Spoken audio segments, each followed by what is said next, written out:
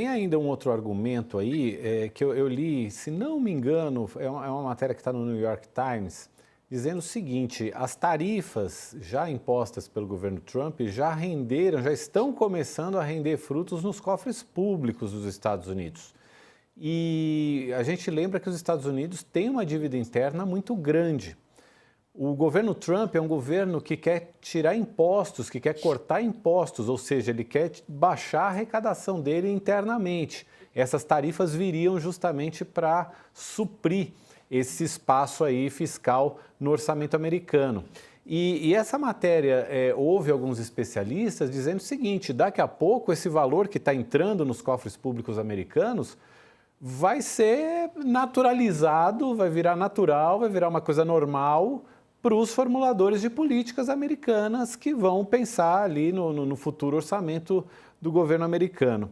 E agora cedo tem uma matéria na Folha de São Paulo falando o seguinte, que o Donald Trump já está falando em distribuir dinheiro das tarifas para a classe média e para a classe média baixa nos Estados Unidos, dizendo que seria como se fosse uma espécie de um dividendo que seria distribuído entre a população por causa dessas tarifas. Quer dizer, ele fala assim: eu diria que para pessoas de renda média e baixa poderíamos fazer um dividendo, disse ele a repórteres antes de embarcar em Nova Jersey. Quer dizer, Mariana, o Trump já tem até planos para esse dinheiro, né? Que aí não é o caso do dinheiro que vem só do Brasil, vem de outras nações também com que os Estados Unidos estão fechando acordos. Quer dizer, aparentemente é tarifa que veio para ficar. Pois é, Mauro, o Trump ele vai lidar com essas tarifas, né, como ele já mostrou, de uma maneira bastante errática, e enquanto ele as mantém, ele vai colhendo esses frutos aí. Basicamente, ele dobrou a arrecadação com tarifas, né, da casa dos 70, quase 80 bilhões do período anterior. Agora, a arrecadação com tarifas está por volta de 152 bilhões de dólares. É bastante dinheiro, sem dúvida, mas está muito longe do déficit americano hoje, inclusive do déficit que o próprio Trump plantou com a One Big Beautiful Bill dele, que passou há pouco tempo, em que inclusive foi um dos motivos aí da briga que ele teve com seu primeiro amigo, o Elon Musk, né? Porque ele aumentava em 3 trilhões de dólares o déficit americano. Portanto, o dinheiro das tarifas não chega a fazer cócegas nesse montante de dívida. Mas certamente é um dinheiro que poder prometer, né, e tentar usar como ele bem entender. Agora, é sempre um cálculo aqui nos Estados Unidos, na Casa Branca, de quanta pressão é possível exercer fora, seja pressão política, seja pressão econômica, versus quanto de dor e inflação eu quero promover para dentro do país. Porque a gente precisa lembrar que a inflação aqui nos Estados Unidos, por exemplo, já está fora da meta. Está em 2,6%, com viés de alta, a meta de 2%, né? E muito se diz que, basicamente, a causa disso já são as tarifas, porque embora as empresas americanas tenham feito um estoque muito maior do que o normal antes da posse do Trump, uma hora esse estoque acaba e ou as empresas muito bem vão ter que assumir, incorporar esse prejuízo, ou vão repassar ao consumidor, que é o consumidor americano. Então, a perda vai ser para as empresas americanas ou para o consumidor final americano, não tem muita saída. E nesse sentido, Mauro, é que a gente percebe que a lista de isenções, a lista de exceções do Brasil, que é a maior lista de todos, tem 700 itens, ela deve funcionar como um torniquete, tanto para a pressão sobre o Brasil em relação à questão política, quanto como um instrumento de alívio sobre a percepção de inflação dos próprios americanos. E vamos lembrar que o café, que é um produto que os Estados Unidos importam, o maior vendedor de café para os americanos é justamente o Brasil.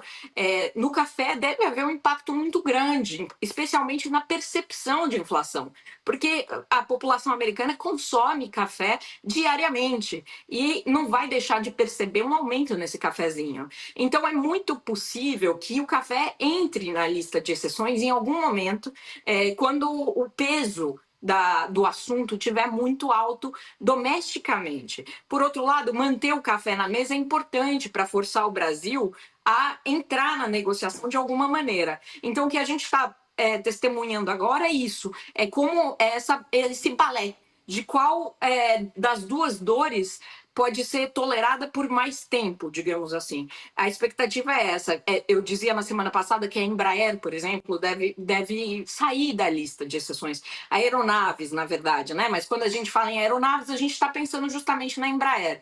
E isso por quê? Porque a Embraer tem algumas entregas grandes a fazer muito em breve. E as empresas americanas chiaram, disseram, não, a gente comprou isso sem tarifa, não dá para receber agora com tarifa. Mas tão logo a entrega aconteça, a perspectiva é que as aeronaves saiam da lista de exceção para causar uma dor no Brasil, porque a Embraer é uma empresa símbolo e politicamente muito sensível. Então, aqui nos Estados Unidos, as fontes aqui em Washington já me dizem que a Embraer é um alvo. Então, a gente vai ter que ver como é que isso se desenrola, mas a expectativa, Mauro, como disse o Josias, é que talvez as coisas aconteçam agora um pouco mais devagar, talvez naquele tempo um pouco mais tradicional da diplomacia que a gente desacostumou de ver nesse segundo mandato do governo Trump. Raquel. Só complementar um pouco a Mari e falar dessa política do Trump, não sei se dá para chamar de política, né?